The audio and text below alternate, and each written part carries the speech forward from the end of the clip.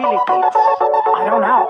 How many? Believe it or not, 81. Abra, Kalinga, Aurora, Laguna, Maguindanao, Ifugao, Isabela, Aklan and Basilan, Sulu, Bilira, Leyte, Cagayan, Bulacan and Palawan, Batanes, Batangas, Bohol, Guimaras, Agusan del Norte, Agusan del Sur, Capiz, Cavite, Bataan, Masbate, Ilocos Norte, Ilocos Sur, Tarlac, Tawi-Tawi, Cebu, Sarangani, Camarines Norte, Sorsogon, Compostela Valley, Quezon, Zambales, Camarines Sur and Bukidnon, Zamboanga, Sibugay and Del Sur, Albay, Zamboanga del Norte din, there's Pampanga, Nueva Ecija, Nueva Vizcaya and Camiguin. These are the Philippine provinces. Every Pinoy in the world comes from one of them. Mabuhay! These are the Philippine provinces. There are 7,107 islands. Davao Oriental and Occidental, Davao del Sur, Davao del Norte, Negros Oriental and Occidental, Siquijor Mountain, Southern Leyte, South Cotabato, Catanduanes, Sultan Kudarat, Pangasinan, Misamis Oriental, Iloilo, Nugan Samar, and the eastern one, Surigao del Norte